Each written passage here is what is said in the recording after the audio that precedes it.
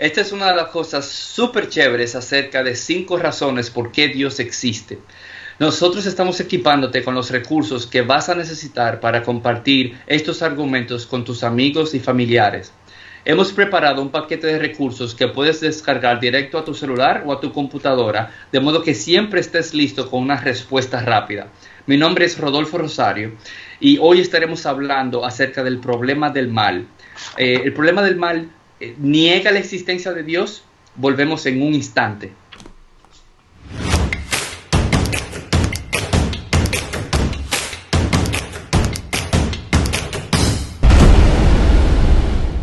Hoy hablaremos acerca del problema del mal, así que démosle un vistazo y hablemos un poco sobre eso. Hoy estaremos viendo el problema del mal. Estaremos hablando acerca de si el problema del mal niega la existencia de Dios. Algunas personas piensan que como el mal existe, entonces Dios no existe. Esta es la objeción más seria y más común en contra del cristianismo. Incluso, el problema del mal era la objeción número 1 de San Agustín de Hipona cuando era agnóstico y de C.S. Lewis, profesor de Oxford y autor de muchos libros, cuando era ateo. Muchas personas se preguntan, si Dios es completamente bueno y todopoderoso, ¿por qué hay tanto mal y sufrimiento en el mundo? Y de ahí pasan a la conclusión de que Dios no existe. Entonces, ¿cómo reconciliamos que Dios es completamente bueno y todopoderoso con la realidad del sufrimiento, dolor, muerte, pecado e injusticia en el mundo? Yo he oído el argumento planteado de la siguiente manera. Si Dios es completamente bueno, su deseo sería destruir el mal. Y si Dios es todopoderoso, Él pudiera destruir el mal. Pero el mal real existe. Por lo tanto, un Dios completamente bueno y todopoderoso no existe.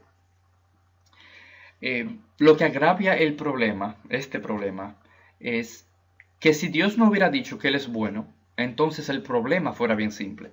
Pero Él dice que Él es bueno. También si Él no fuera todopoderoso, entonces tampoco hubiera problema, porque Él no puede hacer nada al respecto. Y si la maldad no existiera, pudiéramos también escapar el problema, pero como sabemos, ese no es el caso.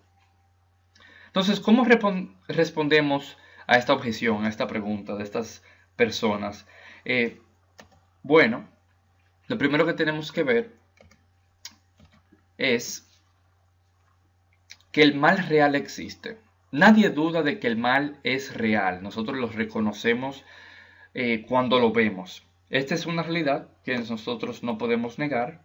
Ahora, para entender este punto mejor, nosotros primero tenemos que entender algunas cosas acerca del mal.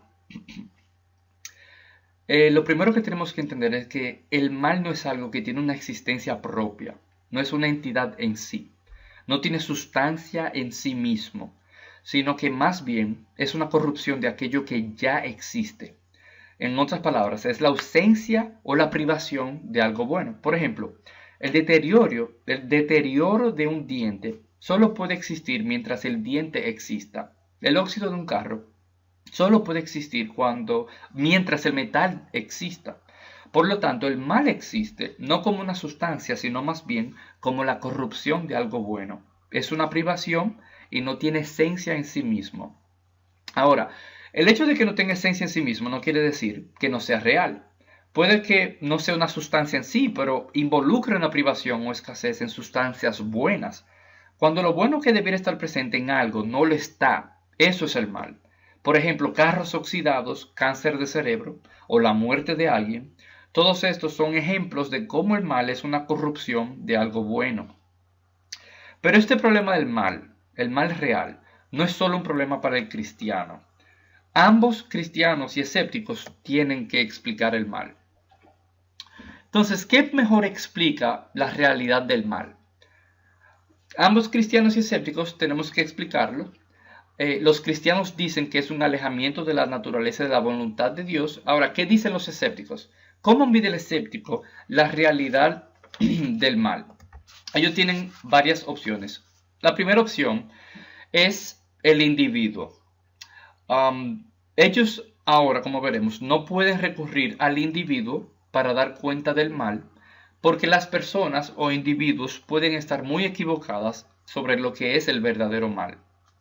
Por ejemplo, Charles Manson uno de los asesinos en serie más reconocidos, la persona que vemos aquí en la foto, dijo que no estaba mal asesinar personas y por eso asesinó tantas.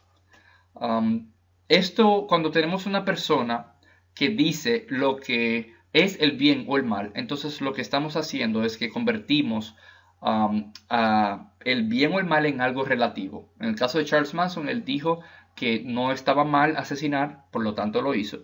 En el caso, por ejemplo, de otra persona puede decir que sí está mal. Ok, pero ¿quién está correcto?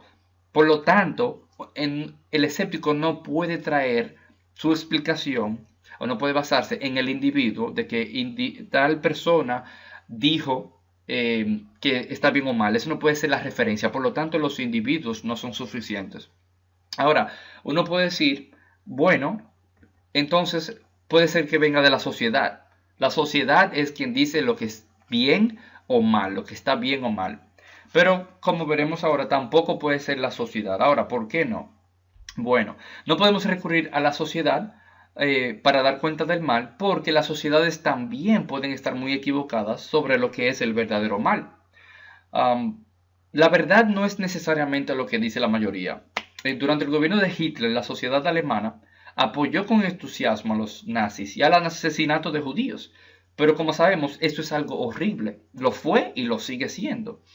Así que, como podemos ver, la sociedad tampoco es suficiente. El escéptico no puede traer a la sociedad como esa base de distinción o referencia sobre lo que es el bien o el mal. Ahora, ¿qué puede ser de la ciencia? Bueno, la ciencia no es la base tampoco para determinar lo que es el verdadero mal, porque la ciencia nos puede decir cómo construir una bomba, sí, pero no nos puede decir si deberíamos usarla.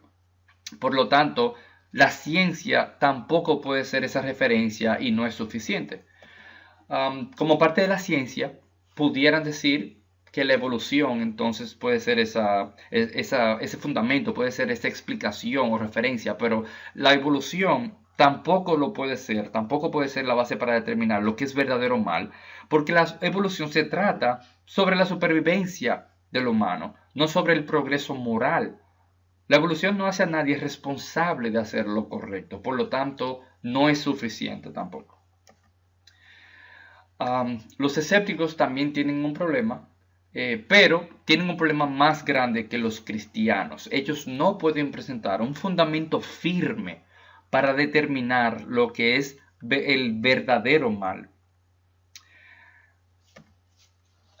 Ok, entonces, ¿cuál o hay una fuente que sirve como fundamento para conocer lo bueno y lo malo? Hay una objetiva que podamos agarrarnos, que podamos nosotros tenerlo como algo objetivo sobre que diferencia el bien y el mal. Bueno, sí, y ese algo es Dios. Dios es el fundamento firme para determinar lo bueno y lo malo. Ahora, analicemos eso por un segundo.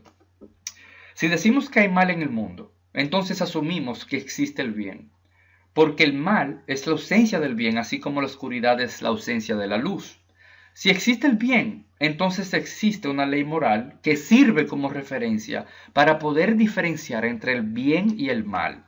Pero si hay una ley moral, entonces debe de haber un dador de esa ley moral, y ese es Dios.